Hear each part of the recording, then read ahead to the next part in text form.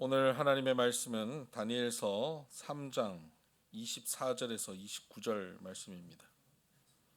다니엘서 3장 24절에서 29절 말씀. 우리 한 절씩 교독할까요? 24절에서 29절입니다.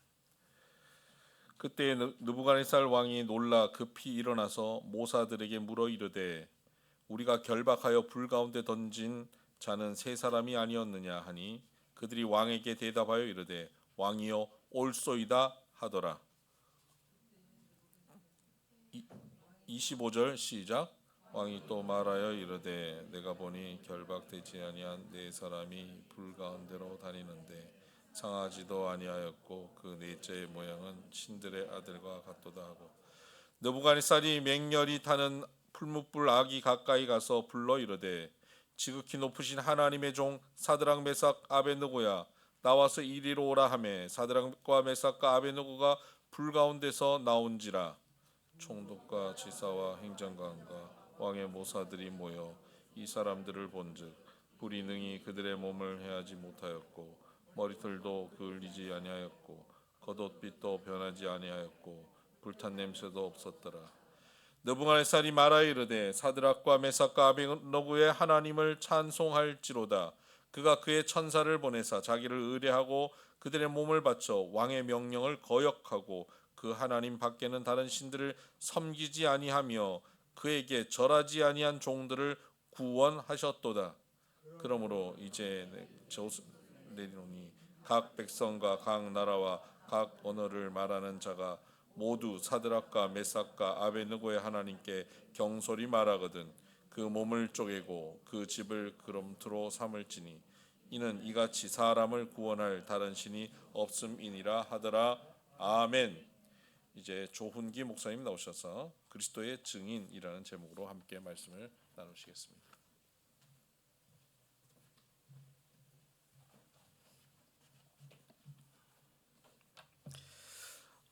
네, 안녕하세요. 제가 먼저 기도하고 말씀 전하도록 하겠습니다. 하나님 감사합니다. 부족하기에 또 모자라기에 하나님 의지할 수밖에 없습니다. 말씀은 전하는 일 없이 하시고 하나님 말씀만 기억나게 하시고 이 하나님께 찬양과 영광을 높임을 드립니다. 예수님의 이름으로 기도합니다. 아멘. 네.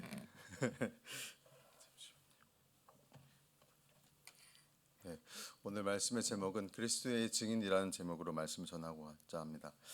어릴 때 영화나 드라마를 보면 그 의사나 변호사가 참 멋있게 보였습니다. 의사는 아주 어려운 수술을 힘겹게 극적으로 성공해서 환자를 살리는 모습이 짜릿한 기분을 느끼게 해주고, 또 변호사는 검사의 공격에 빠져나갈 것이 없는 상황에서 어떻게 변화할지 아무도 모르는 상황에서 기가 막히게 논리를 펴고 허를 찔러 변호해서 이기는 모습을 드라마를 통해서 봤었습니다. 저는 경북 김천에서 자랐습니다. 대구와 대전 사이에 있는 김천은 또 대구와 대전 사이에 딱 있습니다. 대전에서 김천까지는 1시간, 또 김천에서 대구까지는 1시간 거리에 있는 거리인데요. 저희 아버지가 1948년생이신데 아버지는 어릴 적에 부모님 손을 잡고 피난을 가셨고 전쟁을 기억하고 계셨습니다. 이때는 조기 교육이라는 것이 없었던 시대였는데, 그래서 경쟁하는 것이 오롯이 자신의 노력과 머리와 노력이 좌우했던 시대였던 것 같습니다. 그런 아버지가 역도와 레슬링을 하시다가 고등학교 1학년 말쯤에 선배들이 학교를 못 가는 걸 보고 그만두고 이제 공부를 하시기 시작하셨습니다. 진짜 저희 아버지는 머리가 타고나신 분이세요. 엄청 잘 외우시고 잘 기억하시는. 그런데 저는 유독 닮진 않은 것 같습니다. 아버지를 봤으면 제가 공부를 잘했어야 되는데 그렇지는 않는 것 같아요. 그렇다고 어머니를 닮은 건 아닙니다. 네. 그래서 아버지는 1학년 말부터 해서 열심히 공부하셔서 왕십리에 있는 한양대학교를 가셨습니다. 경제학과를 가셨습니다. 네. 그런데 또 서울에 사시다가 또 여차에서 김천에 내려오셔서 포도농사를 지으셨는데 이런 아버지가 시골인 김천에서 나름 조기 교육을 하고 싶으셨는지 어린 저를 자꾸 법원에 데려가셨습니다. 아버지의 큰 뜻은 깊으신 뜻은 아마 법관이 됐으면 좋겠다 생각하셨던 것 같습니다. 혹시 한번 법원에 가실 일이 없어야 되겠지만 한번 가보셨습니까? 법원에 가보면 거기엔 사자가 참 많습니다. 가운데에는 판사, 검사, 변호사 이렇게 있죠. 제가 화요일 안수 받기 전까지는 전도사였고 지금은 목사가 되었습니다. 그날 평일날 너무 많이 와주셔서 자리를 빛내주시고 또 다양하게 축하해 주셔서 너무 감격스럽게 목사 임직을 받았습니다. 너무 감사를 드립니다. 그리고 법원에 있는 사람은 아니지만 지금은 저도 사자가 붙는 사람이 되었습니다. 목사, 네, 목사가 되었습니다. 법정 안에 여러 사자들 사이에서 다른 사람인 원고와 피고 그리고 증인이 있습니다. 법원에 가보니 영화에서처럼 검사와 논쟁을 벌이면서 치열한 공방을 하고 심리를 분석하는 그런 변호사는 온데간데 없고 그 사건 번호와 내용만 쭉 읽어 내려가는 판사님과 또 그냥 자기 기록만 내용 읽어버린 검사님과 변호사님을 봤습니다. 그리고 영화에서 봤던 탕탕탕 하는 그런 망치도 없더라고요. 재판을 할 때 무엇보다 중요한 것이 증거와 증인입니다. 증인의 구체적인 증언은 재판에서 중요한 단서와 실마리가 됩니다. 그래서 변호사와 검사들은 반드시 증인을 재판에 세워 자신에게 유리한 증언을 하게 합니다. 변호사나 검사가 의도한 것과 맞게 증인을 하는 사람도 있지만 또 양심에 따라서 증언에서 검사와 변호사를 당하게 하는 사람들도 있죠. 아마 이런 경우를 드라마를 통해서 두 번쯤은 보셨을 겁니다. 이처럼 증인이 매우 중요합니다. 물리적 증거와 함께 재판에 중요한 영향을 미칩니다. 증인이라는 단어를 사전에 찾아보니 증인은 있는 사실 사안에 대해서 그것을 증명하는 사람을 가리킵니다. 증인이 자기가 경험한 바를 그대로 진술하는 것을 증언이라고 합니다. 오늘 우리가 읽은 다니엘서는 바벨론 침략을 받아 바벨론에 끌려가 그곳에 살고 있는 유대인이 다른 이방인과 바벨론 궁전에서 봉사하는 것을 배경으로 합니다. 다니엘서의 주된 관점은 바벨론 포로에 잡혀온 귀족층의 유대인이 예루살렘 성전이 아니라 바벨론 궁전에서 봉사하는 것에 대해서 기존에 가지고 있던 하나님의 백성이 가지고 있던 유대 신앙과가 서로 부딪히게 됩니다. 이 다니엘서는 이 당시 바벨론 포로 생활을 하던 부유층 유대인의 열망과 관심을 보여주고 있습니다. 다니엘서 2장에는 느부갓네살 왕이 많이 등장합니다. 느부갓네살 왕을 통해서 하나님은 역사의 비밀을 나타내시는 분이며 하나님이 역사의 주관자이심을 말씀해 주십니다. 또 성경 말씀에 보면 하나님은 사람의 꿈을 통해서도 자신의 뜻을 알리십니다. 신명기 13장과 예레미야 23장에 보면 말씀처럼 꿈은 반드시 검증이 필요하지만 계시와 예언과 마찬가지로 꿈도 하나님의 계시의 수단이 됩니다. 또 오늘 본문인 3장에서는 세 명의 유대인이 하나님을 배교하고 배신하는 것보다는 타는 불에 던져지는 것을 선택했을 때 하나님의 능력으로 그들을 보호하시는 것이 주된 내용입니다. 이렇게 다른 민족의 침략을 받아 포로로 잡혀간 유대인들은 흩어져 살면서 이방의 종교와 수많은 위협 속에서 하나님을 믿는 믿음을 지키고 우리가 상상할 수도 없는 노력을 했을 것이라 생각합니다. 우리가 읽은 본문의 앞부분은 느부갓네살 왕이 자신의 명령을 자신을 대표하는 근신상을 만들어서 그게 절하는 내용인데 이것은 십계명의 제2계명을 어기는 것이었습니다. 십계명의 제2계명이 뭐죠? 네, 네, 장로님, 네 맞습니다. 한번 함께 읽어볼까요? 시작.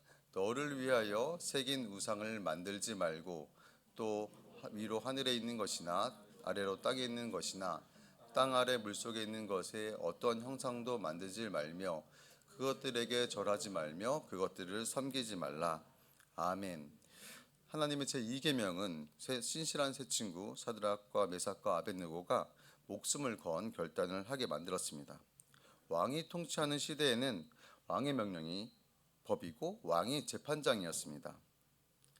직접 판결한 재판장이 느부갓네살 왕이었고 자신이 내린 왕명을 따르지 않는 사람들이 자신 앞에서 하나님의 보호하심을 직접 증언했습니다.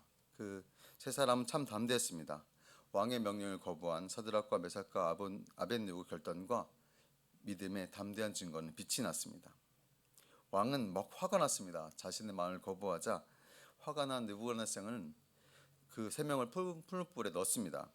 하지만 더 화가 나서 7배나 더 세게 하여 그 불은 그들 옆에 붙들고 있는 경비병들까지도 타 죽겠습니다. 하나님을 증언하는 증인들로서 사드락과 메삭과 아벳느고는 그 풀무불 안에 서 있었습니다. 그 타는 불 속에서 하나님의 사자가 그들을 보호하고 있었습니다. 재판장이었던 느부갓네살 왕은 놀랐습니다. 그 세 명의 증언은 결국 사실이었습니다. 여러분들이 하나님을 경험하거나 하나님의 능력을 목격했을 때 어땠는지 한번 생각해 보셨으면 좋겠습니다. 사람마다 각기 다르게 크고 작은 하나님의 임재를 경험하고 그분의 능력을 경험했을 것입니다. 하나님의 놀라운 은혜를 경험했을 때 사실보다 더 사실같이 생생하게 느껴지지 않습니까? 우리가 읽은 본문은 느부갓네살 왕의 눈으로 말하는 시점으로 쓰여져 있습니다. 느부갓네살 왕의 눈은 하나님의 능력을 직접 보았습니다. 느부갓네살뿐만 아니라 다른 목격자도 있었습니다. 사드락과 메삭과 아벳느고, 또 그들을 보호한 천사, 또 느부갓네살의 다른 증인들, 바벨론의 대표인들, 총독과 지사, 행정관, 왕의 모사도 있었습니다. 그곳에는 하나님의 능력을 직접 보게 된 많은 사람들이 있었습니다. 이 그림을 아시죠? 네. 생텍쥐페리의 어린 왕자라는 책이 있습니다. 그 책에 나오는 그림 1호입니다. 어린 왕자가 그렸던 그림은 코끼리를 삼킨 보아뱀입니다. 자세히 보지 않으면 중절모처럼 생긴 이 그림은 챙에 눈이 달려 있습니다. 이것을 대강 본 어른들은 무섭지 않냐는 어린 왕자의 질문에 모자가 왜 무섭냐고 대답합니다. 어린 왕자는 그것을 이해하지 못했기 때문에 보아 구렁이 속까지 그렸습니다. 이렇게 어른들은 일일이 설명해 줘야 안다고 어린 왕자는 설명합니다. 이처럼 우리는 각자의 눈과 경험을 기준으로 생각하게 됩니다. 혹시 여기에 내용이 느부갓네살 왕의 시점이 아닌 천사의 시점이나 아닌 바벨론의 대표들, 총독이나 지사, 행정관이나 모사의 시점으로 쓰였으면 어땠을까요? 아마 최근에 웹툰을 많이 보는데요. 웹툰에 보면 한 사건을 가지고 여러 명의 구성원들이 각각 다르게 그 같은 내용을 가지고 그린 것을 한번 본 적이 있습니다. 같은 공간과 시간에 벌어진 사건에 대해서 내용은 비슷하지만 각자 바라본 눈은 다르게 됩니다. 여러분들이 경험한 하나님은 어떻습니까? 하나님을 경험한 그때 두 눈으로 보고 느꼈던 것은 무엇입니까?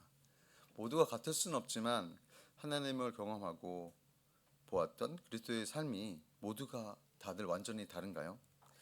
아마 꿈이야 생시야라는 말도 있는데 도저히 보고도 믿기지 않는 광경을 보고 말합니다.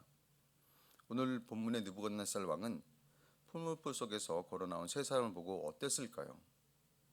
옆 사람의 볼을 꼬집으면 아프니까 자신의 볼을 한번 꼬집어 보시겠습니다. 네. 이렇게 볼 꼬집은 것보다 더 생생하지 않았을까요? 가끔 세상에는 신비한 자연의 물리법칙을 뛰어넘는 일들이 간혹 발생합니다. 그것을 직접 보았을 때 본 사람의 느낌과 본문은 저는 비슷하다고 생각합니다. 어안이 벙벙하게 이게 뭐야? 내가 보고 있는 게 맞는지 계속 머릿속에 검증하게 되죠. 오늘 느부갓네살 왕은 불 속에서 타지 않고 불 속에서 천상의 한 모습을 한 사람이 지켜주고 있는 것을 두 눈으로 직접 보았습니다. 그것을 본 느부갓네살 왕은 하나님을 찬송하고 있습니다. 제가 3장 28절 읽겠습니다. 느부갓네살이 말하여 이르되 사드락과 메삭과 아벳느고의 하나님을 찬송할지로다. 그가 그의 천사를 보내사 자기를 의뢰하고 그들의 몸을 바쳐 왕의 명령을 거역하고 그 하나님 밖에 다른 신을 섬기지 아니하며 그에게 절하지 아니하는 종들을 구원하셨도다. 아멘. 이 광경을 본 느부갓네살 왕은 왕 자신이 신이라고 우상도 생겨놓고 섬기라고 했는데 그 세 명이 섬기는 신이 참 신이라는 것을 고백하고 있습니다. 그 세대 하나님이 참 하나님이심을 고백하고 있습니다. 요즘에는 길거리 지하철에 다니면서 소리 외치며 전도하신 분을 많이 뵐 수가 없습니다. 그래도 12월에 보면 구세군 교회에서 빨간 옷을 입고 종을 흔드는 구세군 냄비가 보이기도 합니다. 어려운 이웃을 구세군 교회에서 돕는 활동을 하죠. 시대가 변해서 전도의 내용은 같지만 사회와 대상의 환경이 달라져 전도 방법도 많이 변해야 했습니다. 시대에 맞게 다양한 매체와 영상을 사용하고 또 믿지 않는 자를 배려한 전도도 많이 합니다. 지금 2025년이면 2021년이면 벌써 24년이라는 시간이 지났습니다. 아마 여러분도 한 번씩 보시거나 알고 계신 분도 계실 겁니다. 어린 분은 모르실 수도 있어요. 그 최춘선 할아버지라는 분인데 그 최춘선 목사님은 저는 최춘선 목사님 영상을 그 전에 있던 안산에 있던 교회에서 전도대회 때 이렇게 봤습니다. 저런 분이 특이한 분이구나. 항상 맨발로 다니셔가지고 이목을 끄시는 분이셨는데 참 특이하신 분이구나 생각했습니다.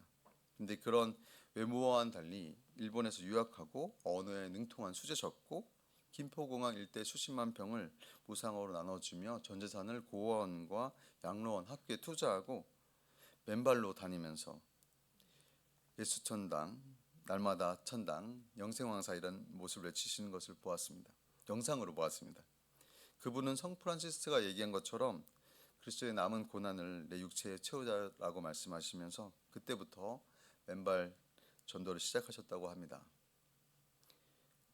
그분의 말씀 속에 하나 와닿는 것이 그 맨발의 한 걸음 한 걸음이 기도라고 얘기하시며 맨날 밖에 다니시면서 예수천당 이렇게 외치셨습니다. 저는 이 영상을 보며 세례 요한이 생각났습니다.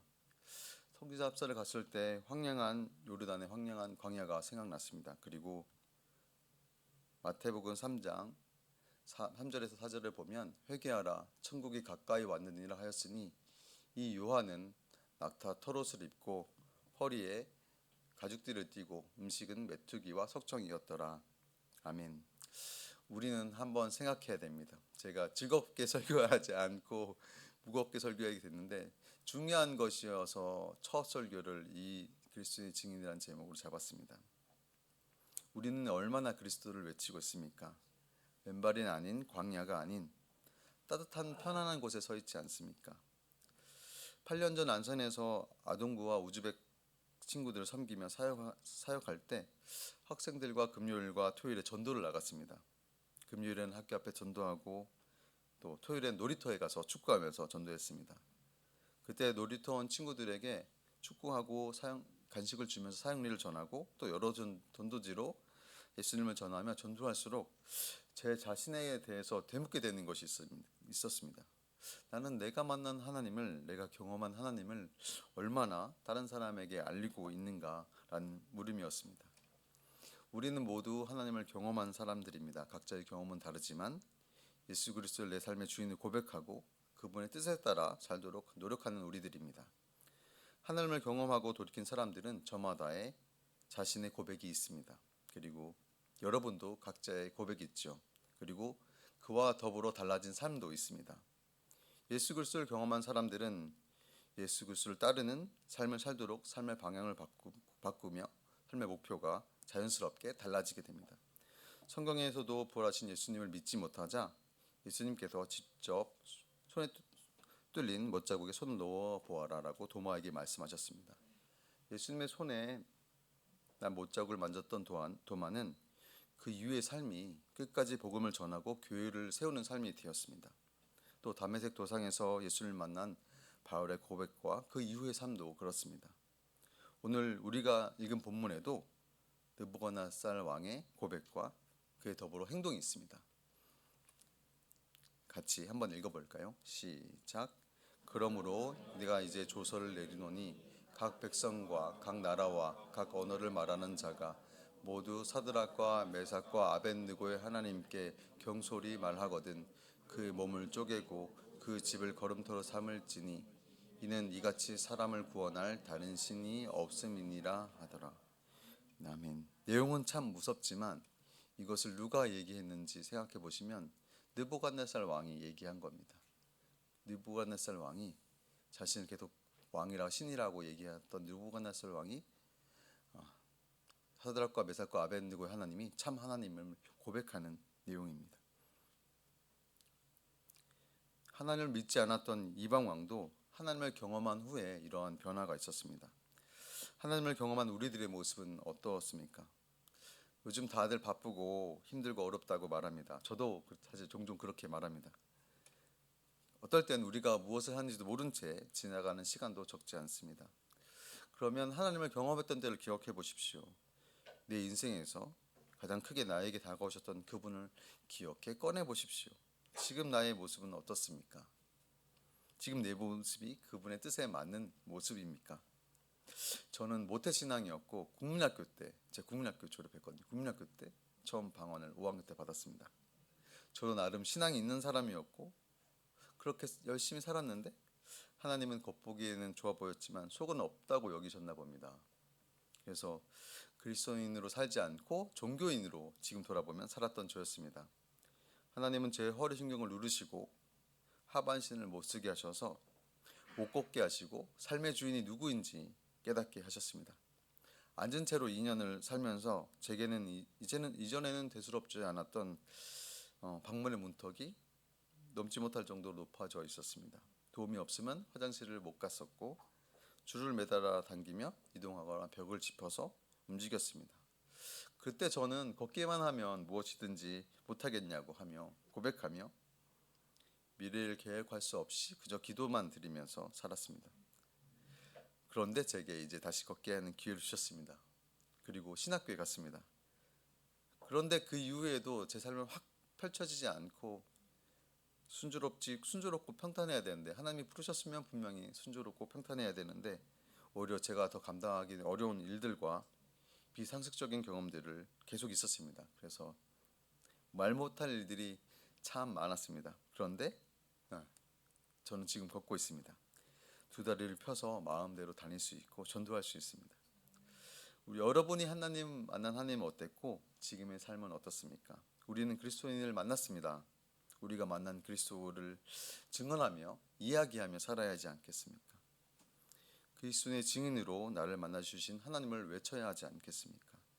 상황이 어떠해도 아무도 듣지 않는 광야라고 해도 허공에 퍼지는 메아리라고 할지라도 우리는 그리스도의 증언하는 목소리를 내 삶의 주변에 내야 하지 않겠습니까? 누가복음 24장 41절부터의 말씀을 보면 부활하신 예수님께서 자신의 모습 손수히 보이시고 생선을 구워 제자들을 먹이셨습니다. 모세 율법과 선지자의 글과 시편에 기록된 것이 모두 자신을 가리켜 한 말이라고 하시고 그들의 마음을 열어 성경을 깨닫게 하신 후에 같이 한번 읽어볼까요? 시작. 또 이르시되 이와 같이 그리스도가 고난을 받고 제3일에 죽은 자 가운데서 다시 살아날 것과 또 그 이름으로 죄사함을 받게 하는 회개가 예루살렘에서 시작하여 모든 족속에게 전파될 것이 기록되었으니 너희는 이 모든 일의 증인이라. 아멘. 48절 말씀에 너희는 이 모든 일의 증인이라고 말씀하십니다. 이 증인이라는 단어는 헬라어 말투스라는 단어는 법정에서 증언하는 증인을 말합니다. 바로 직접 목격한 경험자로서의 증인입니다. 너희는 이 모든 일의 증인이라고 말씀하십니다. 우리도 이제 사실대로 이야기해야 됩니다. 하나님을 경험하고 하나님의 능력을 목격한 사람으로서 그리스도를 경험한 증인으로서 그리스도를 고백하고 소리내어 증거해야 합니다. 그리고 지금 우리는 예수 그리스도를 통해서 옛 바벨론 왕 느부갓네살보다 더 큰 은혜를 입었습니다. 우리는 그리스도의 증언하는 삶을 살아야 합니다. 또 살아내야 합니다. 주변에 믿지 않는 사람들이 우리 비손의 성도들을 통해서 하나님을 경험하고 하나님의 크고 넓으신 은혜를 계속 경험하며 안으며 그리스도의 증인으로서의 삶을 살아가는 비손의 성도 여러분이 되시길 바라고 축복합니다. 기도하겠습니다.